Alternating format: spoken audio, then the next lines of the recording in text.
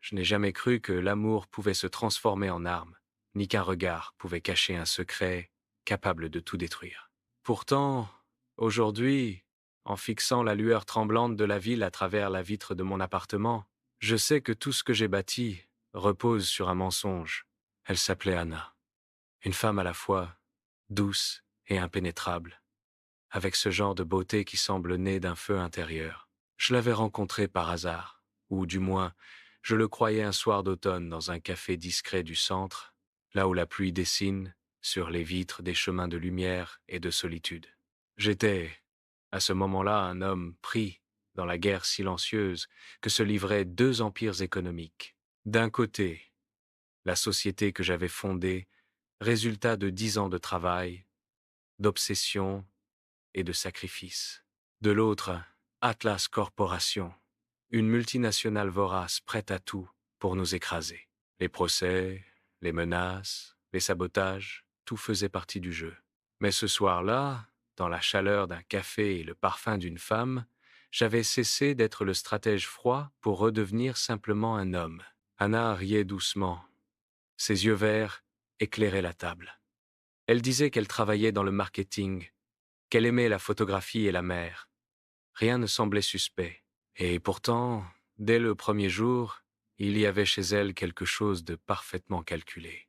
Ce genre de précision dans les gestes, ce calme étudié, qui ne vient pas de la timidité, mais de la maîtrise. Moi, aveuglé par le manque, je n'ai rien vu venir. Les mois ont passé comme un rêve. Elle entrait dans ma vie par petites touches. Une tasse oubliée sur le plan de travail, une brosse à cheveux dans ma salle de bain, un mot doux sur mon bureau. Bientôt, elle partageait mes nuits, mes matins, mes silences. Elle savait tout de mes habitudes, de mes doutes, de mes projets. Je croyais partager ma vie avec une complice. Je l'ouvrais sans méfiance, comme un livre qu'on feuillette sous la lumière. Mais un soir, lors d'une réunion interne, un détail anodin a commencé à fissurer ma certitude. L'un de mes ingénieurs m'a montré un rapport confidentiel, un document volé, retrouvé sur le dark web. Des données précises sur nos brevets, nos contrats, nos plans futurs, tout y était. Quelqu'un de l'intérieur avait tout transmis à Atlas. Et la fuite remontait à des mois, pile au moment où Anna était entrée dans ma vie. J'ai refusé d'y croire. D'abord, c'était trop absurde, trop cruel. Comment soupçonner la femme qui dormait contre moi, celle dont le rire apaisait mes tempêtes? J'ai voulu chercher ailleurs, accuser quelqu'un d'autre. Mais plus j'avançais, plus les coïncidences devenaient des preuves. Le soir où mon concurrent a sorti un produit identique au nôtre, Anna m'avait dit qu'elle devait voir une amie. Le matin où un contrat majeur a capoté sans raison, c'est elle qui m'a convaincu d'aller me détendre. Juste un week-end, loin de tout. Elle était toujours là, toujours au bon moment, ou plutôt au moment où il fallait que je sois distrait. Alors, j'ai commencé à jouer son jeu. J'ai installé une caméra miniature dans mon bureau. Pas pour la piéger, je me le disais ainsi, mais pour comprendre. Pendant des jours, je n'ai rien vu. Et puis, une nuit, alors qu'elle croyait que je dormais, elle s'est levée.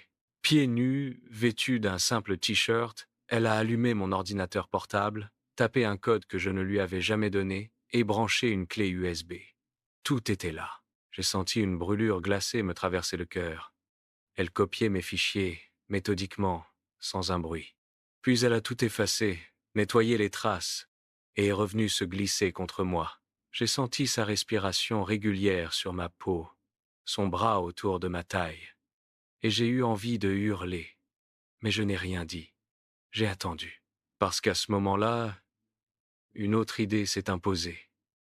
Si elle mentait depuis le début, peut être qu'elle ne savait pas que moi aussi, j'avais appris à mentir. Les jours suivants, j'ai feint l'amour, la tendresse, la routine. J'ai continué à lui parler, à la regarder comme avant, à lui raconter mes plans, mais des plans falsifiés, de faux documents, de faux chiffres, de faux investisseurs. Tout était orchestré pour piéger ceux pour qui elle travaillait. Et chaque nuit, elle faisait le même geste, transférer mes secrets. Jusqu'à ce qu'un matin, les dirigeants d'Atlas tombent dans leur propre piège. Une opération montée pour m'évincer s'est retournée contre eux. 3 d'entre eux ont été arrêtés, les serveurs saisis, les comptes bloqués. J'ai gagné la guerre, mais j'ai perdu bien plus. Le soir, où tout s'est effondré, je suis rentré plus tôt. Anna était là, assise sur le canapé, le regard vide. Elle savait. Elle avait reçu un appel, sans doute. Elle savait que je savais. Et pendant un long moment, nous n'avons rien dit. Le silence était insupportable, lourd comme un ciel, avant l'orage. Puis elle a murmuré « Tu n'aurais jamais dû me rencontrer ». Sa voix tremblait. Elle m'a raconté ce que je n'aurais jamais imaginé. Qu'Atlas l'avait recrutée des années avant, qu'elle était experte en infiltration stratégique, son rôle. Approcher les dirigeants cibles, gagner leur confiance, soutirer les informations clés. Elle m'avait observé pendant des mois avant de m'aborder. Elle connaissait mes habitudes, mes cafés, mes lectures. Tout était écrit, a-t-elle dit, sauf ce que j'ai ressenti. J'ai voulu la croire, mais chaque mot sonnait faux. Elle affirmait m'avoir aimé, vraiment, qu'elle avait voulu tout arrêter, mais qu'il la tenait, qu'il menaçait quelqu'un de sa famille. Peu, était-ce vrai, peu, être pas. J'étais incapable de trancher. Elle a essayé de partir.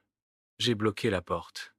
Je voulais comprendre, savoir où s'arrêtait le mensonge et où commençait la vérité. Elle a pleuré. Moi aussi. On aurait dit 2 ennemis désarmés au milieu d'un champ de bataille vide.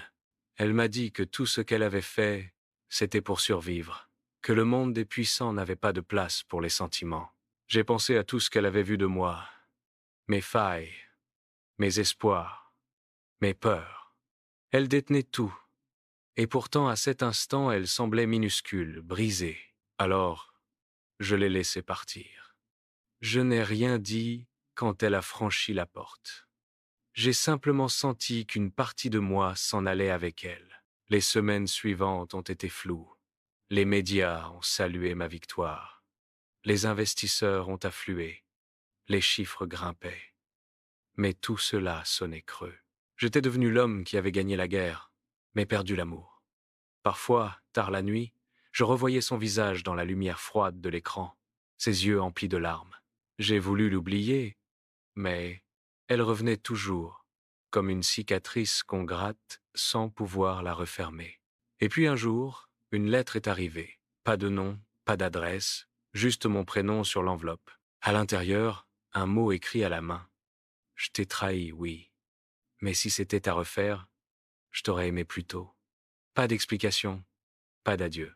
Juste cette phrase, simple, irréversible. Je l'ai relue 1000 fois.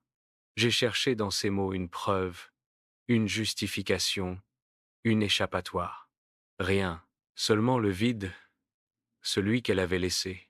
J'ai compris alors que certaines guerres ne se gagnent pas avec des stratégies, mais avec des cicatrices, et que parfois, les plus cruelles trahisons viennent non pas de la haine, mais de l'amour lui-même.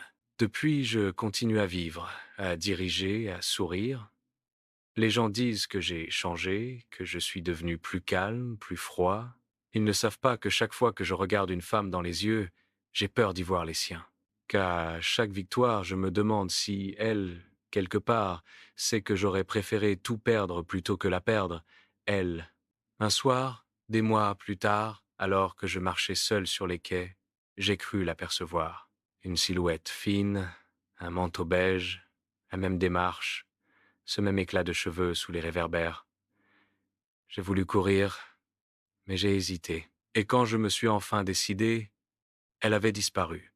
Peu, être n'était-ce pas elle. Peu, être que si. Peu importe. Ce que je sais, c'est qu'elle ne travaillait plus pour mes ennemis. Parce qu'à présent, c'est moi qui étais devenu l'un d'eux froid, calculateur, incapable d'aimer, sans soupçonner. Anna m'avait détruit et reconstruit à son image.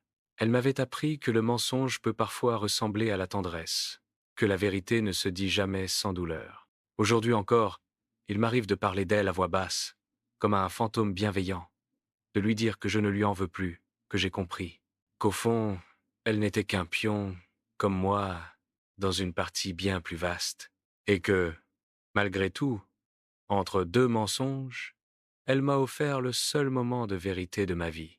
J'ignore où elle est, si elle vit sous un autre nom, dans une autre ville, avec un autre visage.